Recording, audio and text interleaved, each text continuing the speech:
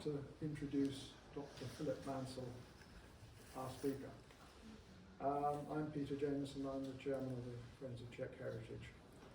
But first of all, I must say how very grateful we are to the ambassador and her staff for welcoming us to the embassy, and especially to the first secretary, Martin Hošek, who is accompanied by his small son, you may have seen him, and has provided us with some paper cups to drink the wine out of after the event, because all the glasses are locked up.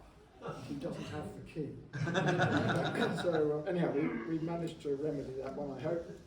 But before introducing our speaker, may I draw your attention just quickly to some of our upcoming events. On Tuesday, the 17th of May, we have a talk by John Tusa, who's the well-known broadcaster, and he'll be talking to us about the Bata shoe factory and the community associated with it at East Tilbury, where his father was the... Recording in progress. And in conjunction with this, we have arranged for a tour of East Tilbury on the 22nd of June. And later in the summer, we have some other events which you can find on our website. I have to say that introducing the speaker is somewhat a daunting task, for he's published so much and so widely that and is so involved in so many initiatives. But as a historian, he seems to me to have two main areas of interest, which are the history of France, particularly I think the 17th, 18th, and perhaps early 19th centuries, can be corrected there, and the Ottoman Empire. He studied at Oxford University and at University College London, and has published many books. And if you've been onto Wikipedia, as I have, there's a very, very long list, and they all look fascinating. His life of Louis XIV looms large, and his list of publications is matched by many others dealing with French history up to the Revolution and after. And the history of the Levant under the Ottomans runs in parallel with an equal number of publications. But as I pondered this output, I wondered where the crossovers between the two themes might be, and how the duality was sustained academically. It seems to be a remarkable achievement. Finally, I also noticed way down in the Wikipedia entry his interest in what is called the Kimmeridge project. Kimmeridge is on the Dorset coast. And in particular, he is responsible for having got help the Landmark Trust to move the Clavel Tower. If you're a Landmark Trust supporter, you will know the Clavel Tower, which was moved about 20 yards or so to avoid it being sort of washed away down a cliff into the sea. I think as far as the Friends of Czech Heritage are concerned, there's a question mark about moving historic buildings. And it's a dangerous and divisive subject, but I don't think we'll talk about that tonight. So anyhow, can you please welcome our speaker, and we must get on with the talk. Thanks very much. Thank you very much, and thank you all for coming. And I'm talking tonight about a European subject. I forget which historian said there is no history of Germany, there is only the history of Europe. And I think that also applies to Czechia or Bohemia, and indeed to France and the Austrian monarchy in general. And dominating the life of Louis XIV, who is shown here, painted by Uas in 1679, was his rivalry with the House of Austria, ruling from Silesia to the Dalmatian coast. Many wars from the 1670s on, occasional partition plans of Spain, but Austria is always the enemy, often represented as humiliated at the foot of statues of Louis XIV. Here now, how do I move?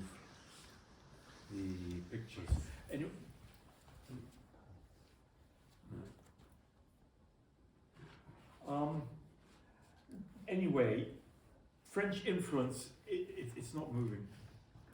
French influence in Czech lands was rather small compared to, rather slight compared to Italian influence there. And, yeah, okay, thank you. Here he is again, represented as a Roman emperor, a rival to the Holy Roman Emperor before one of the many Dutch towns which he conquered, to the fury of the Habsburgs, in particular Strasbourg in 1682. So this rivalry goes on. His most bitter, here is the map of Europe. You see France on the left and in dark green, the Habsburg monarchy. Two huge land masses naturally at war with each other. This is Louis's enemy, Leopold I, the Holy Roman Emperor. He's dressed partly in rivalry of Louis XIV, showing that he too is a party-loving monarch. It's for a Baroque ballet, 1667, by Jan Thomas. Always this rivalry between the House of Austria and the House of France for control of Europe and the future of the Spanish monarchy, which Louis grabs. And here is Louis's most bitter personal enemy, a former courtier, Prince Eugene of Savoy, the hero of the Austrian monarchy, victor over the French army in 1708, 9, 10, the son of a former favourite of Louis XIV, somebody who knew and loathed Louis XIV. So, in a way, the upper and lower Belvedere, which he built in Vienna, are sort of a long revenge against Versailles. But you see the style of the great Baroque portrait is rather similar to Louis XIV. And this rivalry goes on. Louis XV is shown here giving peace to Europe as a young man about 1730. His great project was to put the House of Bavaria, to whom he was related, because his grandmother was a Bavarian princess, on the throne of the Holy Roman Empire, and as kings of Bohemia, to which they had a very spurious hereditary claim, the Elector of Bavaria. And this is his general, the Maréchal de Belle-Isle. In the War of the Austrian Succession after 1740, he leads French armies even to Prague. 1741, 1742, they are putting the Elector of Bavaria as King of Bohemia. Here he is, Charles VII, briefly Holy Roman Emperor. It was a disaster for France. It was a disaster for Bavaria. It didn't really work. The House of Austria is far stronger. But if you go to Nymphenburg, the stables, which I deeply recommend, that has more saddles and bridles and bits and pieces than I've ever seen in my life. You see quoted his letter next to his coronation coach saying, "I had the finest coronation anybody's ever seen or heard of." I mean, so that's his rivalry with the Austrians. But after 1756, there is a change. There is the reversal of alliances. France and Austria become allies. Here is the famous royal marriage of Louis XVI and Marie Antoinette. The two countries fight together against Prussia, and one of the symbols of the alliance is Charles-Joseph de la Morale, Prince de Ligne, who is a symbol also of 18th century Europe and the Europe of courts. Quote, "You lose respect in a country you inhabit all the time. I like my condition of being a foreigner everywhere, German in France, French in Austria, Walloon in the army. His family is from the southern Netherlands. He is an officer in the Austrian army, and he is a French writer, publishing endlessly in French in Paris, and knowing everyone, going everywhere, a favourite of Marie Antoinette, of Catherine the Great, of Frederick the Great, of Maria Theresa, of Joseph II, to whom he is a chamberlain, one of the 35 of 1,000 chamberlains whom the emperor kept for his personal service, and related to everybody also. And a very original thinker, he wrote, The only pleasure of marriage is to be delivered from your own relations. One has a wife like one has a regiment, a government office to have. And he believed there should be property rights for women, an inheritance tax to benefit hospitals, and that one day he prophesied the French Revolution. The people is like a horse. It allows itself to be ridden because it does not know its own strength. And he's a professional writer, and he knows the Rohans. He's a friend of the Rohans, who will be coming to later, who also move to Bohemia, like many other French nobles, as a result of the revolution. And he called, when the Prince de Rohan Guémené, it becomes a bankrupt in 1782, ruining many of his creditors in Paris, and he calls it the most serene bankruptcy, and he writes to him, I want to erect you like a ruin in my garden, since ruins were so fashionable. So he's very much part of this world.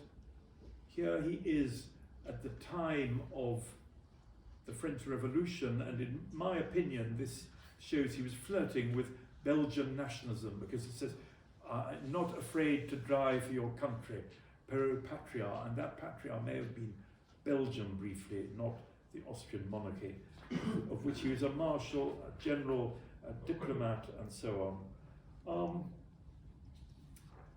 And 1789, he moves to Vienna.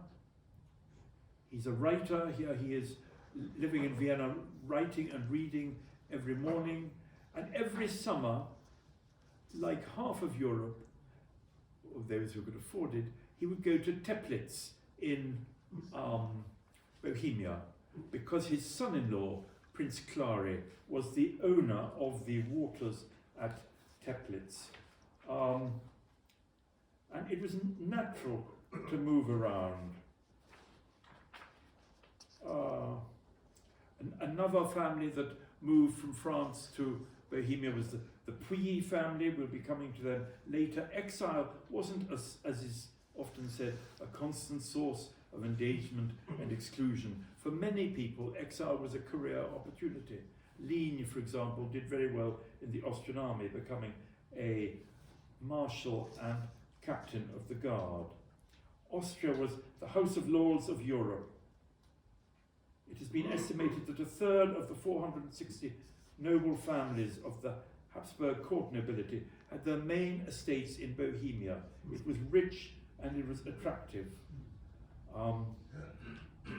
Many nobles were efficient landowners with coal, glass brewing and other industries. Prague was a city of 200 palaces, as many of you know well. And the Clary themselves were partly of French origin. That's another French connection. The Aldringhams came from Lorraine. They owned Teplitz.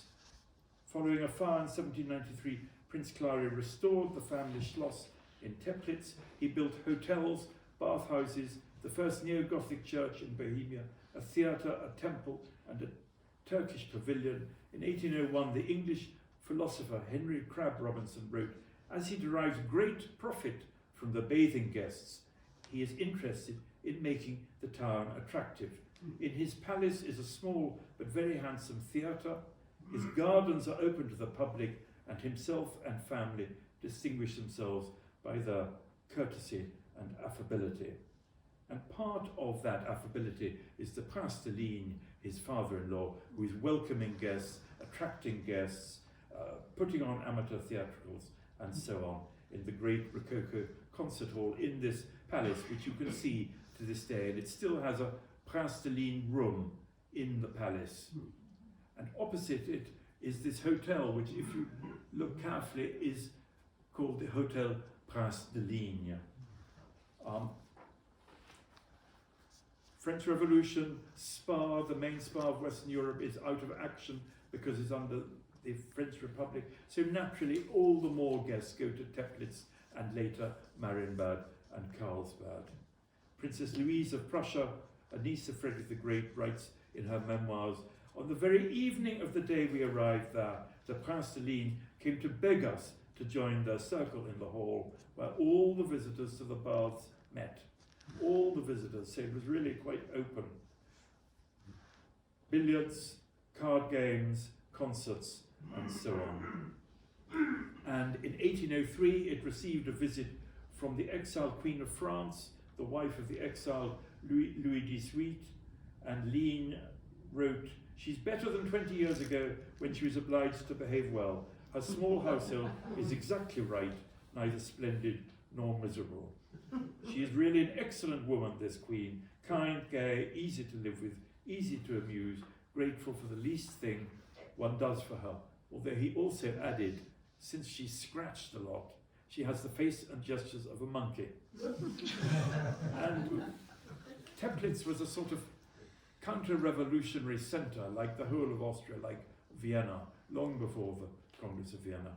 And they built above it this structure, which I missed when I went there, called Montligne, a hexagonal temple on a hill outside Teplitz with mirrors and sofas, and it was inaugurated in 1805 by a mock coronation of the Prince de Ligne to parody that of Napoleon a year earlier in Notre Dame. And he appointed grand dignitaries, and like those of the French Empire, and 20 guests sang couplets in his honour. And the Rohans are there, and one of the most surprising visitors was Casanova, another example of the French connections of Bohemia. He's a librarian to the Count Waldstein next door at Dux. He comes to visit Ligne a lot, and of course they speak in French, and Casanova wrote his memoirs in French, and Ligne was at his best with him, correcting them, encouraging him, giving readings from each other's works, sharing their horror of the French Republic. Casanova called Ligne one of the few men who had learned to despise flattery. I'm not so sure about that. He compared Ligne's style to a jumping flea, un puce qui saute. And Ligne would read Casanova's memoirs section by section, saying they made him either laugh, think, or have an erection. And his italicisms in his French, Ligne encouraged him to keep. He was completely original. They have more force than ridiculous French grammar. And they both had publishers in Dresden, which was then a centre of French language publishing. And the letters survive between the two. The envelope would be written by Ligne to Casanova. À Monsieur Casanova, bibliothécaire de Monsieur le Comte de Waldstein, à Dux, près Teplitz, par Prague. And the Bohemian postmen were expected to know French, and I'm sure they did. And then there were many other visitors, the whole Courland family, the richest heiresses in Europe, the 4 beautiful princesses of Courland came to Teplitz, and Ligne inevitably wrote a poem about their love affairs. Le sang auguste de Courland ne souffre point d'amour la contrebande. The august blood of Courland will not have a substitute for love, and so on. Here is the countryside round Teplitz, another view of Montligne, Dux or Dutchkov near Teplitz, where Casanova lived and died. And this is Princess Wilhelmina of Courland and her lover, Count Armfelt, known as the Alcibiades of the North, because he pleased so many people of both sexes. And even Armfelt, who had done everything with everybody, was shocked by Teplitz. He called it Sodom and Gomorrah. So really this was an extraordinary centre for French culture in Bohemia, and a reminder that national identity wasn't the only identity at that time. There was also French culture and language uniting Europe. Here is a wonderful Gérard portrait of Princess Pauline of Schwarzenberg at Orlik, a reminder that the Schwarzenbergs were ambassadors in Paris under Napoleon, and later this is Prince Schwarzenberg, who is later Commander-in-Chief of the Allied army, Austrian, Prussian and Russian, which defeated Napoleon. It's often forgotten. Napoleon was fairly frequently defeated. And he won the Battle of the Nations at Leipzig, near Bohemia. And here is the Prince de Ligne later, 1812, he's in Prague, always spending time in Bohemia. He goes there to visit the Empress Marie-Louise, who Napoleon has gone on to invade Russia, with the results we know. Marie-Louise pays a visit to her family in Prague and is painted by a Frenchman, Isabelle. Here she is again. And here is this great European victory over Napoleon. You see Schwarzenberg in a white uniform on a white horse. This is by Kraft. It's a deliberate reply to Napoleon's grandiloquent battle pictures. Here the three Allied monarchs are humbly standing on the ground, not on their horses. The Tsar Alexander I, the centre of the three, the Emperor Francis I of Austria, father-in-law and conqueror of Napoleon, and Frederick William III, King of Prussia. And they also often met at Teplitz in the years 1813 to 14, and in fact later. It's a natural meeting place for Europe. And here is the Congress of Vienna, also by Isabelle, a very famous representation of Europe. And of course the Prince de Ligne, just before he died, said the Congress doesn't advance, but it dances. And then he said he was going to organize his death in order to give heaven news of the Congress. So Teplitz recovers its European role, and the Rohans have now moved to Bohemia. This is Prince Jules Armand Louis, Prince de Rohan. In my opinion, one reason why they were so keen to live in Bohemia is that the vast debts from before the revolution had still, in some cases, not been paid. So they got somehow the means to buy Sychrov. Here is another French noble who has become an Austrian. This is Emmanuel von Mensdorff-Pouilly. He's given the command of the Galician regiment of Utland's Erzherzog Karl. He's a commander in these wars of 1813 to 14 in Bohemia, and he marries a Coburg princess. So he is in fact uncle by marriage of Queen Victoria.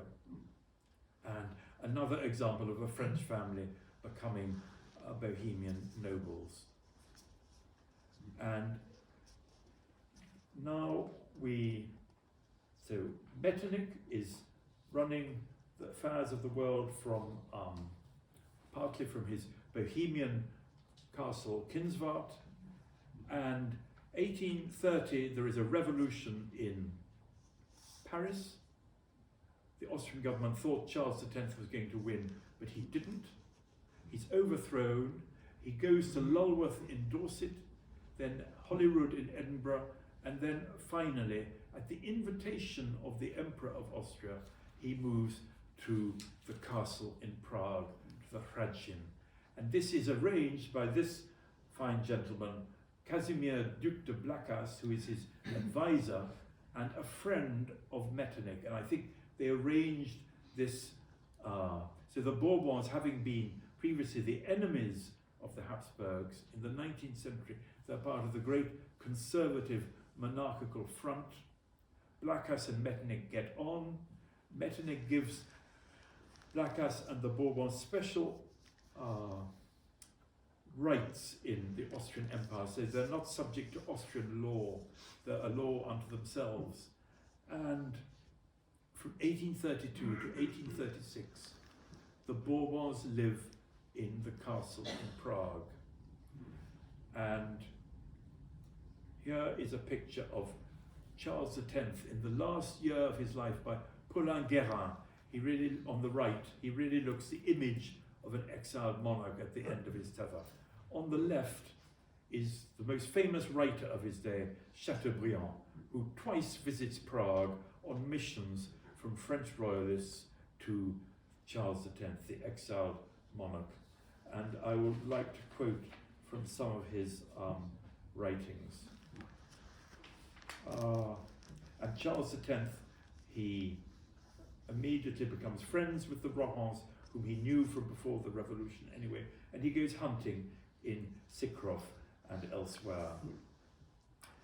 The memoirs of the inspector of the Hradčin still survive, called Arnos Rudolf, and he says how difficult it is satisfying the French courtiers. There would have been at least 100 people, perhaps more, serving Charles X, his son, the Duc d'Angoulême, his daughter-in-law, the Duchesse d'Angoulême, the child of Louis XVI and Marie Antoinette, and his grandson, the Duc de Bordeaux, later known as the Comte de Chambord. Anyway, Chateaubriand is rather amazed by Prague. Let me quote. In Charles X, the man drew tears to my eyes, the monarch wounded me. I let myself go to these two impressions as long as they succeeded each other, without being able to reconcile them. And he's rather shocked that the summer residence is Bucherad, I don't know if that still survives, outside Prague, which belonged to the Grand Duke of Tuscany, proof that the Grand Duke of Tuscany regarded himself as just a tenant in Florence. He kept property in the Austrian monarchy. And some of the furniture the royal family used in Prague, they'd used previously in Holyrood in Scotland. They moved around with their own furniture because the Habsburg emperors didn't furnish all their palaces at the same time, unlike the kings of France. Oh, my old king, your sleep is painful. Time and adversity, heavy nightmares have placed themselves on your chest. I'm translating from Chateaubriand's French. A young man would approach the bed of his young wife with less love than I felt of respect as I advanced towards your solitary seat. At least I was not a bad dream come to wake you up, to tell you that your son was dying. And so on and so forth. Let this bed of exile last as long as possible until it receives the visit of God.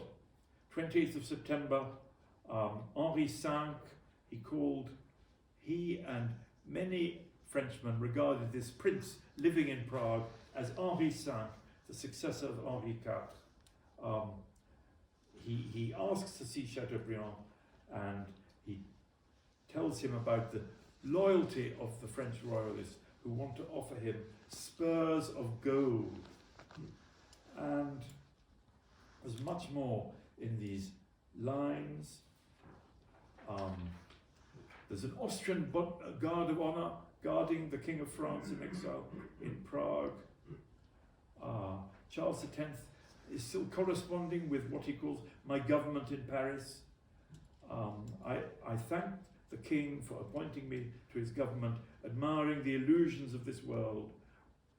When society is collapsing, when monarchies are ending, when the whole world is being renewed, Charles X in Prague establishes a government in France.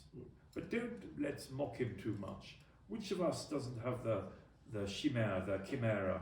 Which of us doesn't give cause for mockery? Which of us doesn't have the secret passions? These memoirs that I am writing, this is Chateaubriand speaking, are they not my illusion, my form of vanity? Don't I believe that I'm seriously speaking to the future, which is as little at my disposition as France was at the orders of Charles X? It's very magnificent prose, one of the great memoirs of the 19th century. He's trying to make legitimist monarchy understood by the future, And he says, in his opinion, monarchy is the easiest way to complete freedom. He's completely horrified by the Republic and the Revolution, which he'd seen at first hand. And he and his aged wife spent a lot of their old age looking after victims of the Revolution, priests and nuns. And then there are quarrels, of course, in the exile government in Prague between relatively liberal people and the reactionaries who are led by the Duc de Blacas, who in fact was hated by most royalists. Chateaubriand called him the undertaker of the monarchy. He had a long white face like an undertaker at a funeral procession. But he was highly intelligent. He got this deal with Metternich, and this year there's going to be an exhibition on Champollion and the decipherment of the hieroglyphs in Paris.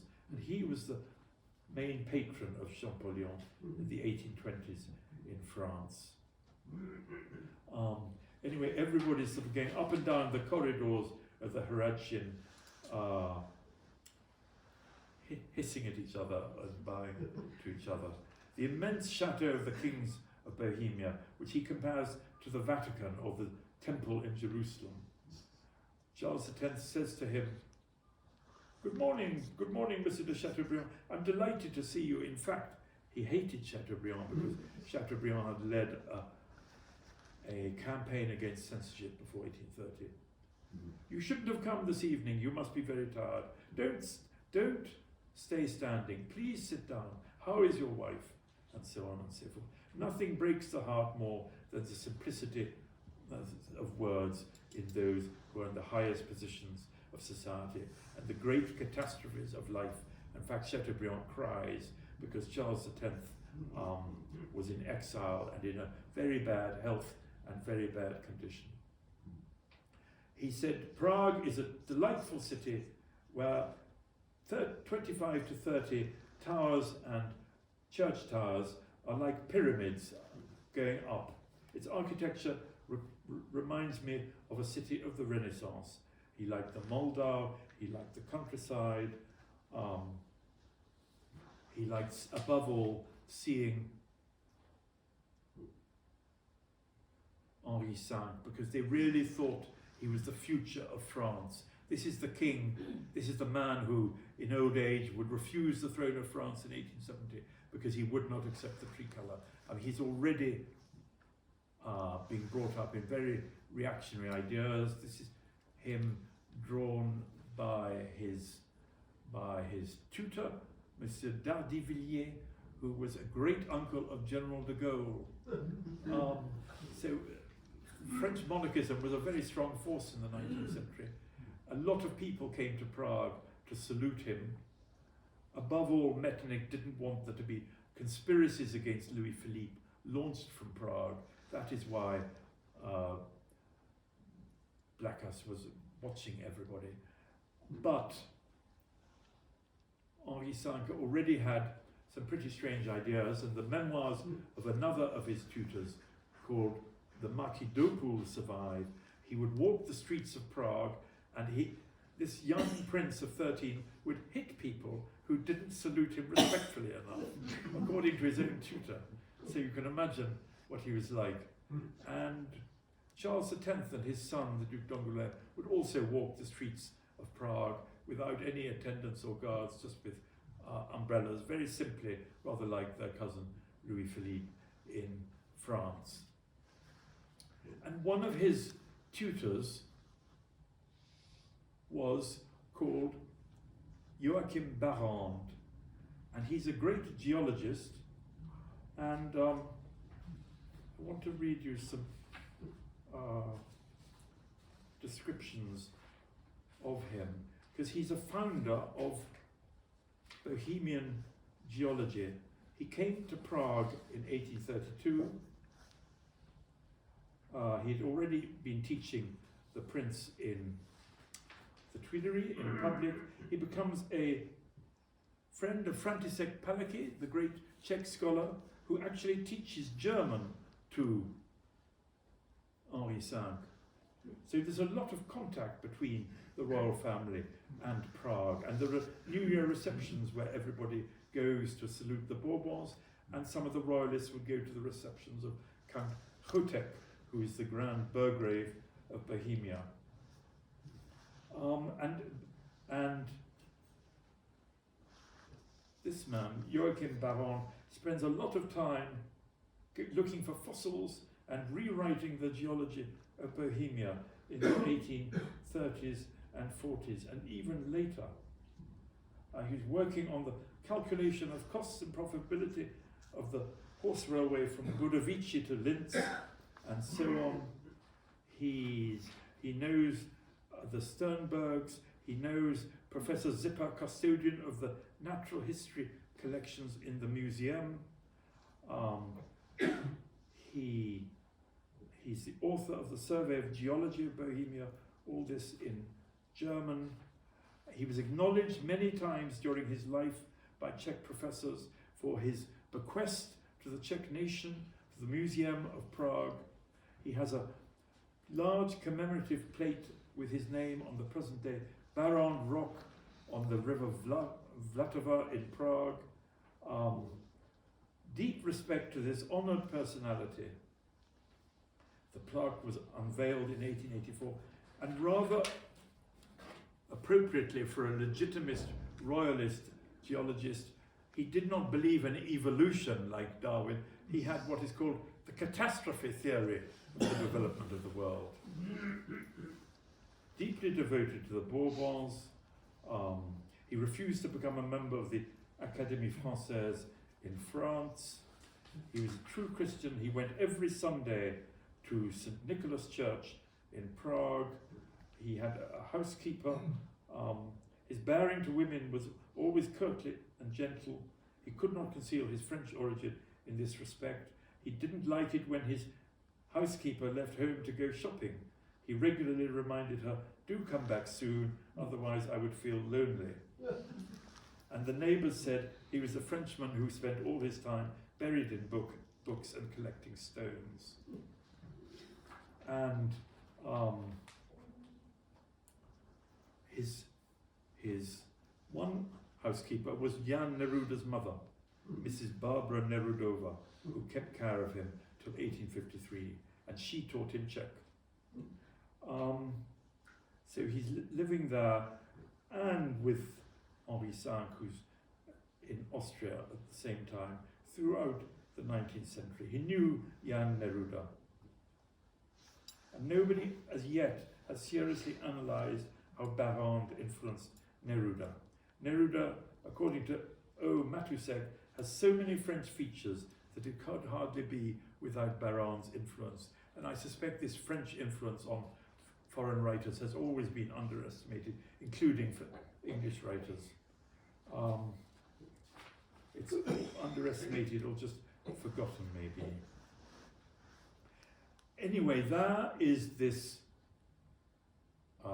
group of French people annoying Louis Philippe's police, living in Prague Castle.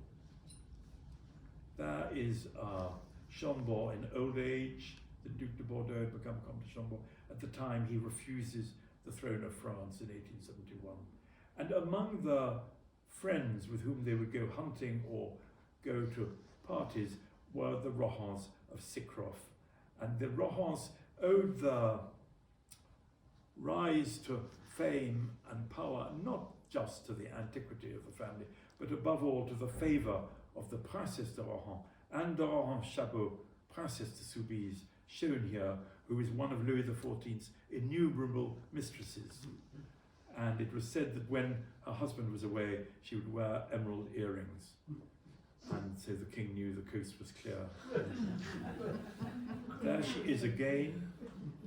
This was the magnificent house in Paris, built in the reign of Louis XIV, probably from his presents and gifts and favours and the offices he gave to everybody. And then here is Sychrov, which they get, which some of you have been to, as I have. What wonderful castle. They get it in 1820. Again, showing how Europe functioned. They could adapt relatively easily to life as Austrian nobles, having been French and Breton nobles for about 1,000 years. Here are some of the wonderful portraits in Sychrov, in really very good condition, about 200 French royal and aristocratic portraits. There was a special suite for Charles X and his family when they came to stay for hunting. These are very familiar copies of portraits of Louis XIV and Louis XV.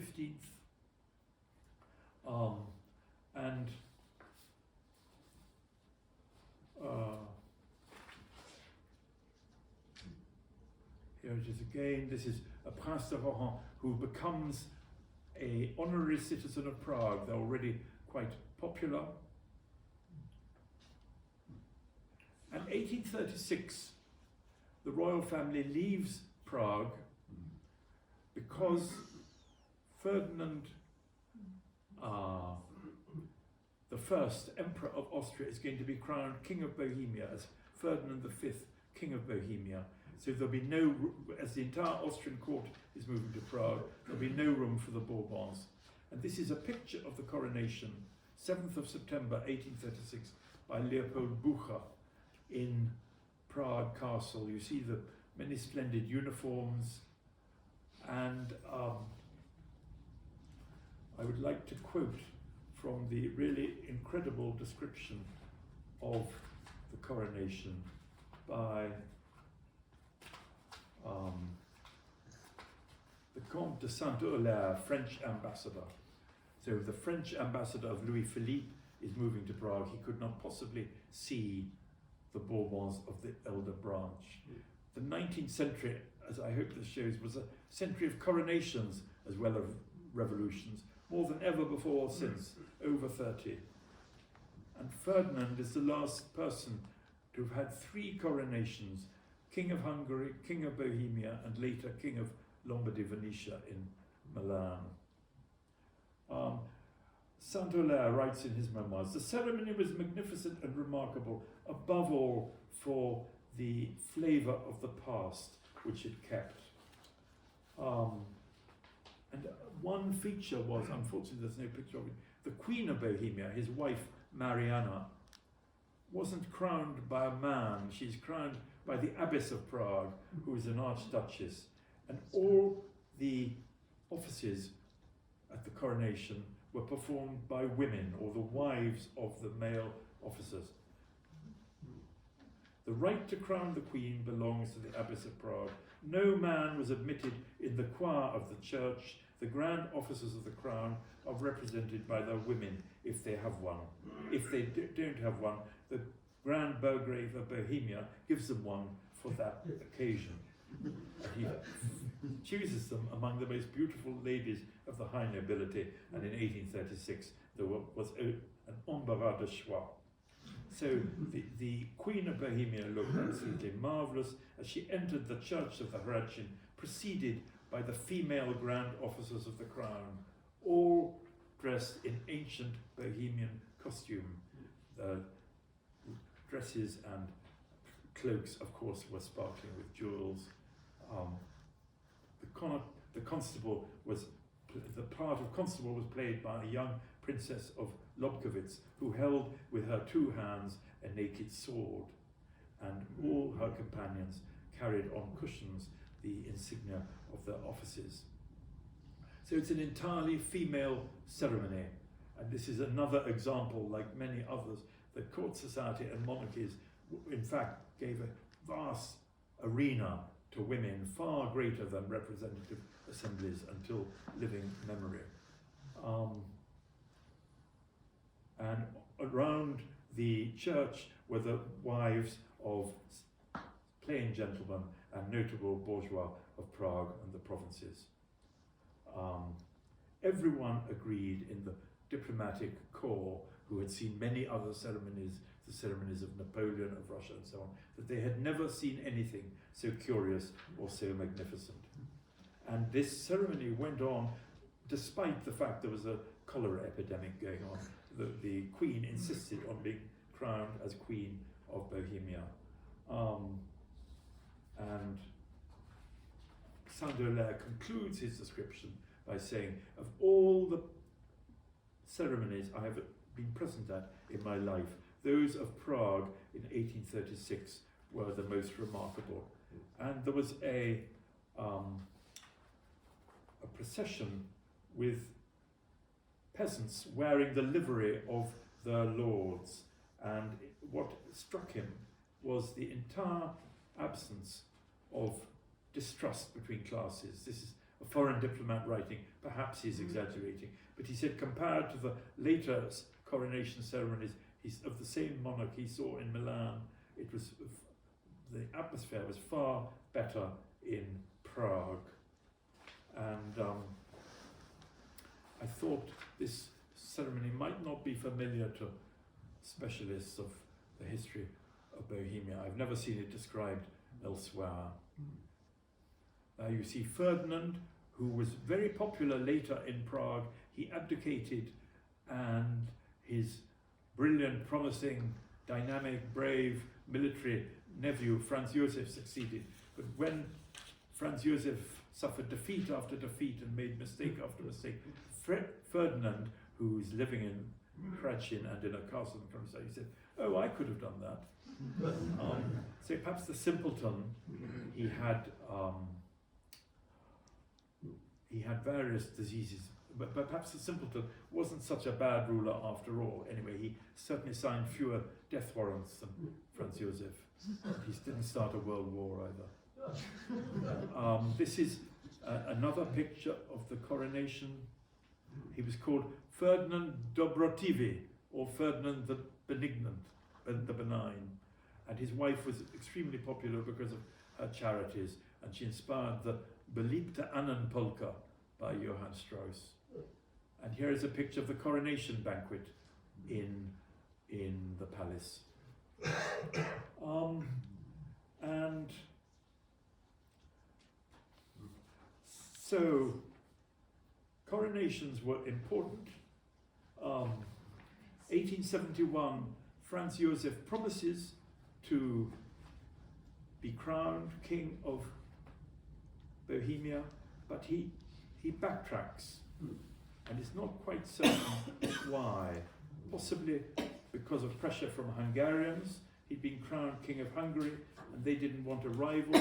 Possibly pressure from German Bohemians. I'm not quite certain. Anyway, this begins the rupture between Bohemia and the Habsburgs, and some Czechs printed his coronation promise, his promise to be crowned king of Bohemia, on paper which was later used for purposes I don't say, well, for the lavatory. And this is all explained in a museum of the Habsburgs outside Prague. This showed what they thought of him, and this gradually distancing between the Habsburgs and some Czechs, but by no means all.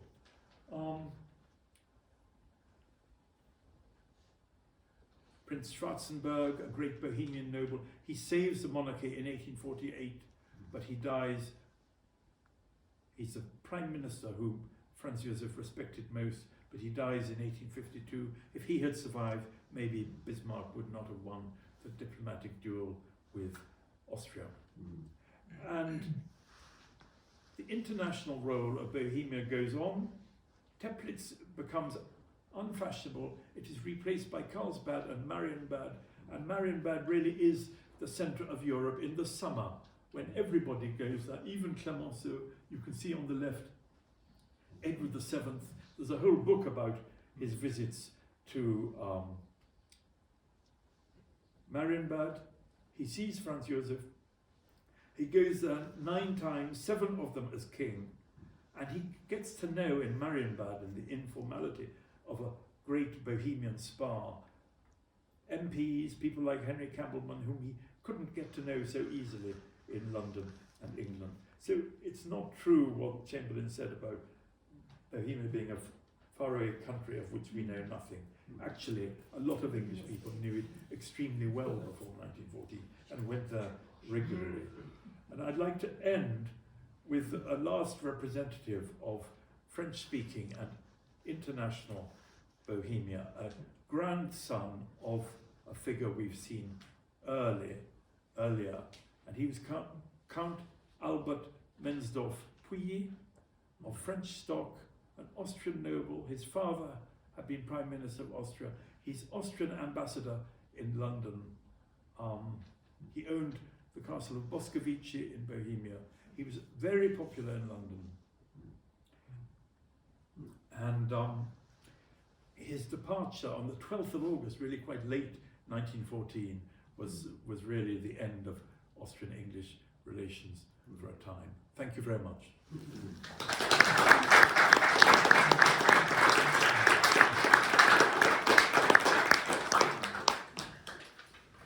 Well, thank you very much indeed. I took away the serene bankruptcy, and I thought that was a marvellous expression. Fantastic, and I hope I never have to have a serene bankruptcy. You're happy to take some questions if people would like to have a question. Please, now's the time. Philip, is there a painting of the coronation of Queen Mariana? Not that I've or found. Any illustration? Not that I've found, but if there is one, I'll tell you. It seems incredible there isn't one, but maybe it was only for the emperor. I don't know. You would be just so curious. Yes. It'd be fascinating. It would have been a great moment for the Empress Elizabeth to show off. I think it's characteristically limited of Franz Josef not to have been crowned, not to have used that ceremony to reconnect to the Czechs.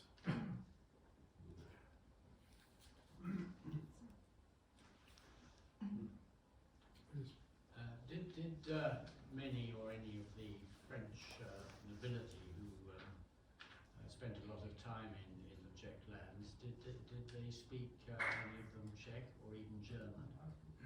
I think Lean spoke a few words of Czech and a few words of German, but not much more. I have never, the Rohans must have learned some Czech, but I've never heard of any of the emigres learning Czech. I think they didn't even condescend to learn German on their own. So many people spoke French. It was so easy to speak French, to get around with French. I think Barrand learned some Czech, the geologist. Yes. The Louis Mensdorffs, I met present Count in Italy with a family called Di Colalto, who are also deeply connected with Moravia, particularly. How does he fit into the Coburg family? Okay. How do they fit in? Count de Pouilly marries Princess Sophia of Coburg, who is an elder sister of the future King Leopold of the Belgians and of Victoria, Duchess of Kent. Right. And so, and they just lived together in wherever he's stationed with his regiment and in Vienna. And then his son is a foreign minister and prime minister of Franz Josef. His grandson is the ambassador in London because he's a relation of the British royal family. Because he would in fact have been, I think, a second cousin of Edward VII. I met head of the Order of Malta in Prague, which Yeah. was the Maltese centre there. Thank you.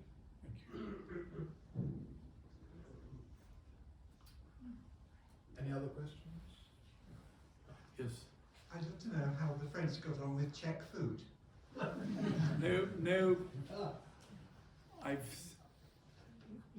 None of the people I've read about comment on the food. I think they brought their own chefs with them, probably. And probably the Bohemian upper classes also probably had French chefs, I would have thought. But I don't know. I'm sure Edward What was the VII ate origins well of- when he's in the Marienbad.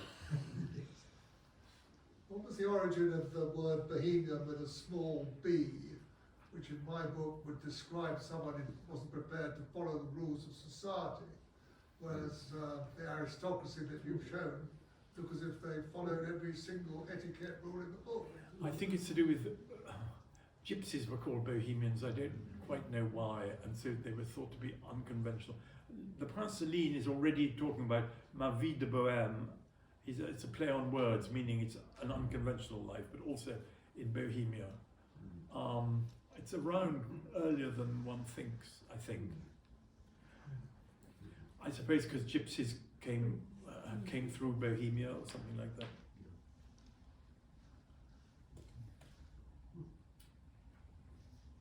So, if we have no more questions, I think we should allow our speaker to have a drink, because he's got to leave fairly shortly.